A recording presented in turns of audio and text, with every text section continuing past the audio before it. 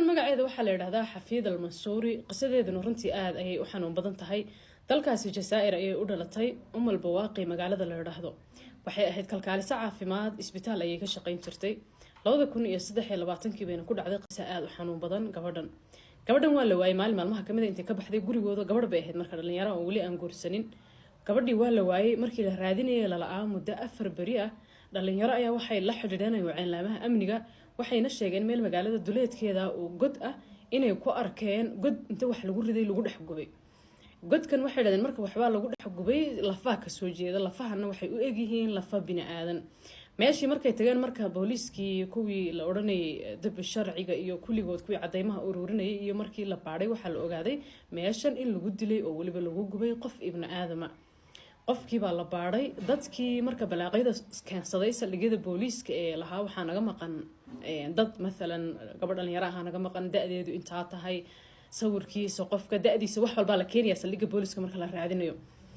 dadkii baa marka lagu qasbanaaday in la baaro DNA laga qaado si lafahana DNA laga qaado loo ogaado si loo ogaado lafahan cidii ay ahaayeen iyo meeshii ka soo jeedeen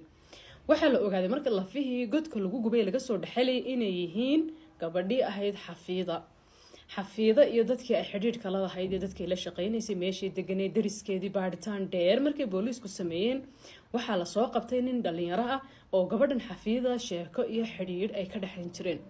ninkii dhalinyarada markii la soo qabtay baaritaan la sameeyay baaritaanku sidoo u socday yani taleefanadii soo dhaxmaray iyo wada hadaladoodii wixii marka la ogaaday waxa ku soo cadaatay dambigii ninkii marka la soo qabtay maxkamadda la soo taagay leeyahay gabadhii waxa ku soo cadaatay adiga inaad tahay qofka dilay maxaad u dishay wuxuu yiri gabadhan waxa soo doontay 3 jeer xiriir baa naga dhaxayn jiray waxaan soo doontay buu marka 3 jeer oo rabay 3 jeerba inaan guursado iyaduna way idiiday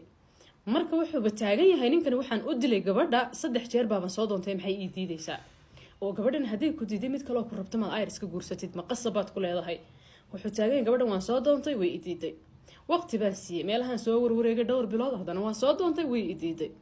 cabaar baan u kaadiyay sanad markii ugu dambeysay saddexaad baan soo doontay wayna idiiday ana waxaan go'aansaday inaan nafta dhaafiyo marka dhibaatada gabdhuhu ay qabaan waxa kamid ah dhibaatooyinka gabdhuhu ay qabaan inay rag u qabin haday gabadhi midalan wiil jeclaato diiday konton jeer xataa ka dalbato guuru diido yiraahdo walaalkuma guursanayade ayar bay iska joogaysaa gabadh nin ku dilaysa seed ii diidi kartaa يعني ويرتاحي أما ما برد عن إيه كرنا